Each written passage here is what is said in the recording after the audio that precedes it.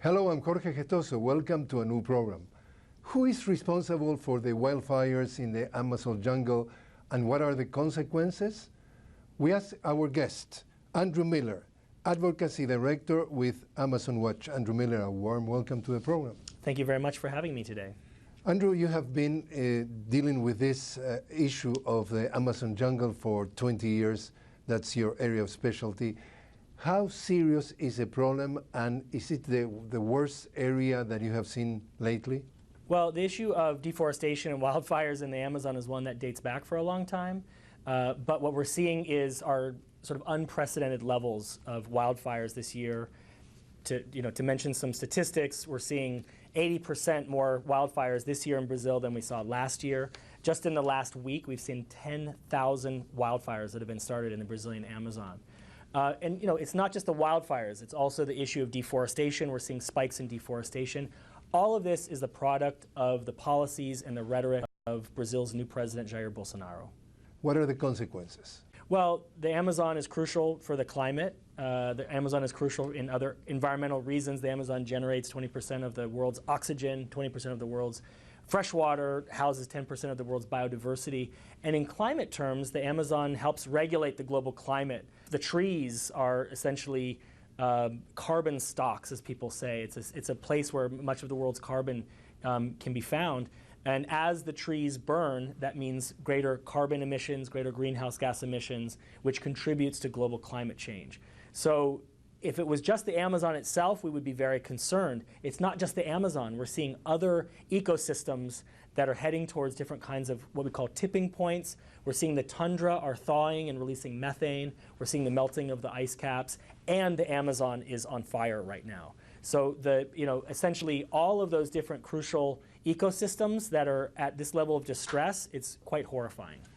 For many observers, they're talking that these wildfires are man-made, and the purpose is in order to gain terrain to exploit the land with more agricultural activities or raising cattle. Is that the real reason why that's happening? So Brazil, this is the dry season in the Brazilian Amazon, and they call it the burning season. And so this is something that happens every year. But again, this year we're up almost double from what it was last year. So these are caused by farmers, by ranchers who want to prepare the territory for different kinds of crops and for cattle ranching. So it's important that we understand, and we can talk more about this, that these are crops that are being sold externally. These are crops that are being sold to Europe. These are cattle that are being sent to the United States. So there is a much broader implication for us here in the United States, or us here in this sort of northern part of the world.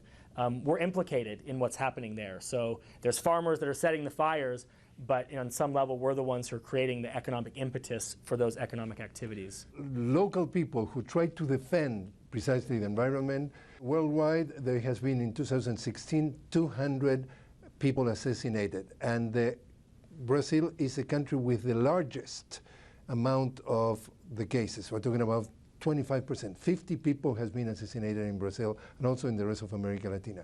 So basically, people who try to fight or swim against the tide end up dead? Well, I mean, Brazil is a place with a long history of this kind of violence. Of course, Chico Mendes is an emblematic case that people know about from the late 80s, who was assassinated. Sister Dorothy Stang, who was a nun from the United States, who was also assassinated, and other high-profile cases in the Brazilian Amazon. But that's happening. There are many cases where that happens and no one ever hears about it. So yes, it's incredibly dangerous to do this kind of work, whether you're someone defending land, whether you're an environmental activist, or an indigenous leader. I mean, a lot of the territories that we're talking about across the Brazilian Amazon are indigenous territories. Some of them have been recognized by the government, others have not been recognized by the government, but they're the ones who are going out and confronting land invaders, illegal loggers, miners, and in many cases they're successful. They're able to keep those forces out of their territory. In other cases, however, there's violence that's directed against them, and the people, the economic interests that are behind the violence, they operate with essentially 100% impunity. There are very few cases where anyone is brought to justice. even for high-profile cases like Sister Dorothy Stang. And very often, if anyone is brought to justice, it's maybe the actual perpetrator who carried out the killing. But it's not the politician who is behind it, or the large landowner who's the one who sent the person to do the killing, the pistolero. So the impunity rate is essentially 100%.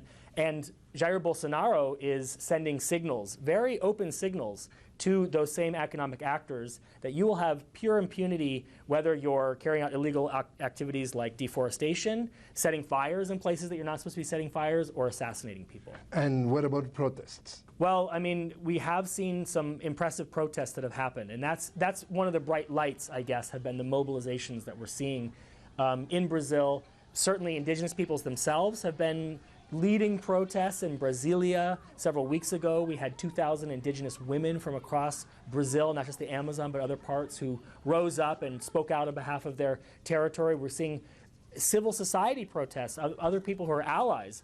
There are many people in the cities, too, who recognize the importance of the Amazon. Of course, with the forest fires, Sao Paulo has been directly affected, and there have been, these extraordinary photos of Sao Paulo at 3 in the afternoon, and it looks like it's nighttime because the sun is completely blocked out from the smoke from the fires. So there is a certain amount of solidarity, and there are polls in Brazil that indicate that the general public opinion is not supportive of Bolsonaro's specific agenda in the Amazon. They're not supportive of opening indigenous territories to mining. But Bolsonaro, just like Trump, isn't operating on behalf of the broader public. They're operating on behalf of very specific economic interests. Bolsonaro was elected in part by the agribusiness, the ruralistas agribusiness lobby, in addition to evangelical movements and others, military officers, et cetera. But he's really representing those economic interests, and his agenda reflects that. Brasilia, Presidential Palace, is there any representation of indigenous people?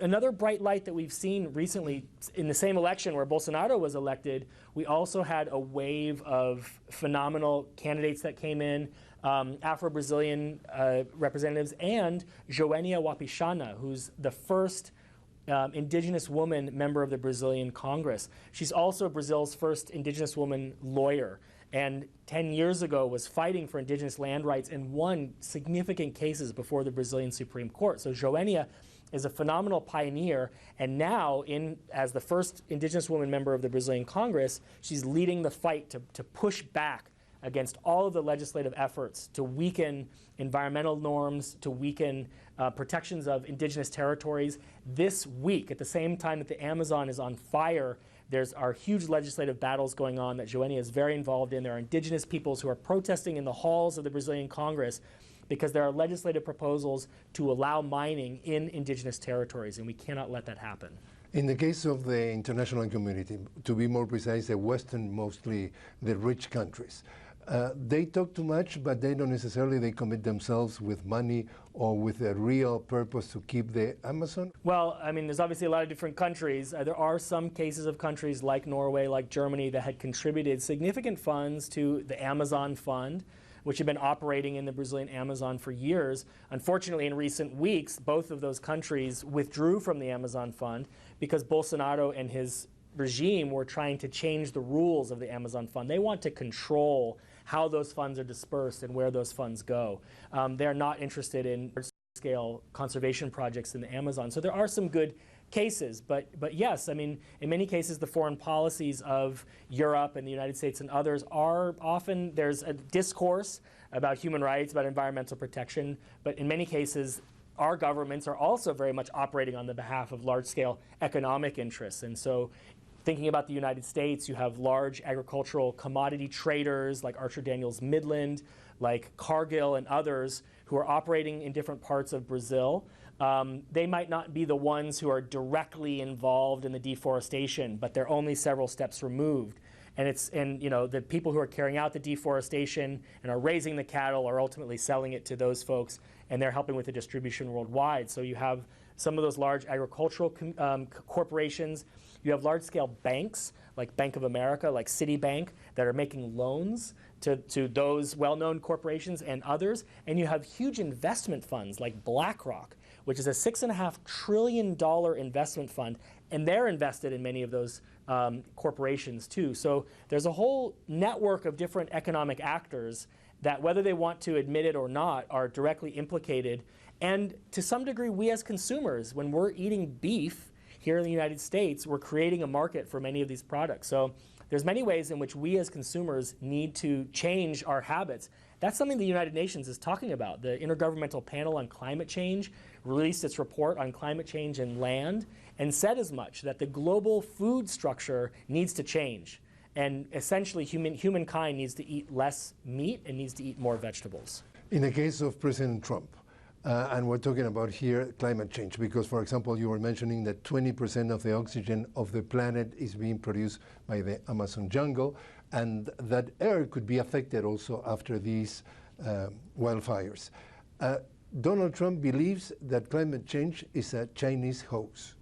Your reaction? Well, yeah, I mean, Donald Trump has built an entire administration on climate denial. And many of his ministers, secretaries who've come in the United States have shared that belief. Same thing with Jair Bolsonaro, the foreign minister, has very similar discourse around climate change. So that's, goes entirely against the scientific consensus, of course, and many people around the world are living the effects of climate change. Now, climate change is not something in the future. Climate change is happening right now. But unfortunately, we're seeing these alliances of authoritarian leaders like Donald Trump, like Jair Bolsonaro, and others who are finding common cause, essentially, and that's incredibly dangerous.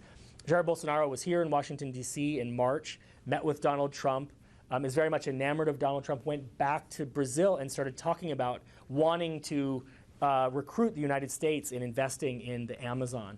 And now there are discussions of a free trade agreement between Brazil and the United States.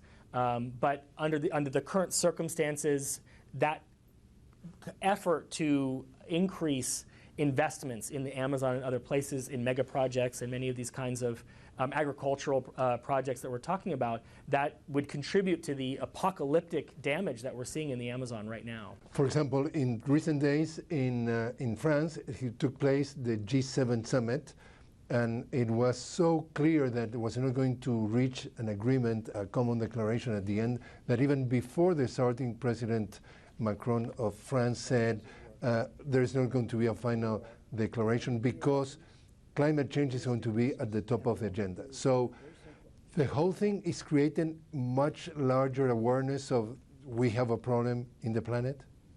I hope so. The manifestations of climate change are being seen all around the world, and it's really the poorer communities, the people who live closer to the land, who are living that first and worst, as people say. Indigenous communities are the ones who have been seeing these changes for years and have been trying to raise the red flag in different ways. But as people are seeing the wildfires in Brazil, of course, here in the United States, we're also seeing enormous wildfires in California. We're seeing tremendous flooding. We're seeing tremendous variations in the weather patterns that we've seen in the past.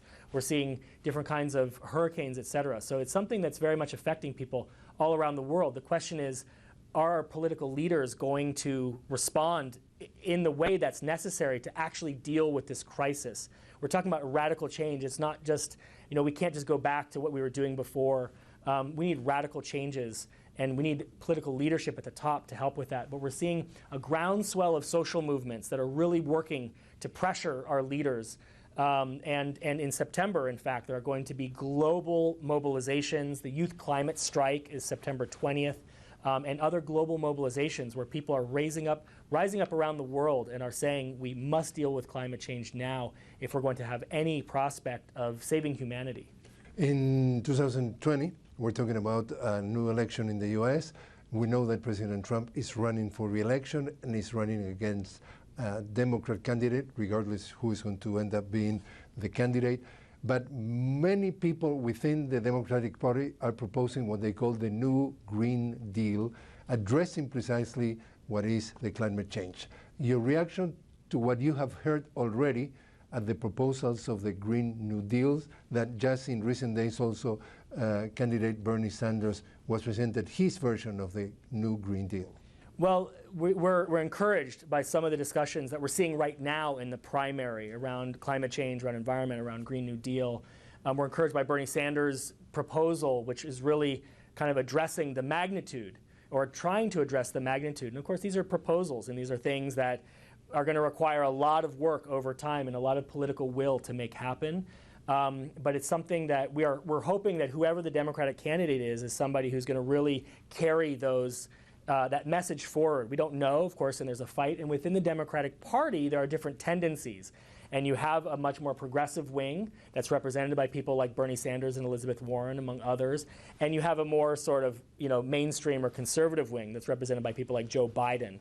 And so kind of the enthusiasm for really taking the necessary moves on climate change is going to depend a little bit on who ends up getting selected for the... Do you believe that the climate change is going to be one of the issues very clear and very top at the agenda discussing the new president of the United States in the election?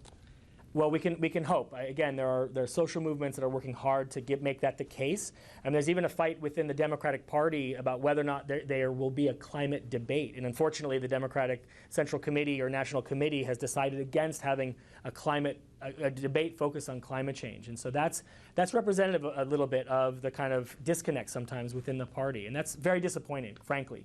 But again, grassroots movements are going to continue to push, and depending on who comes out ahead in the Democratic primary, we hope it is someone who's going to have climate change as a central issue. It's not just another issue. Climate change affects everything.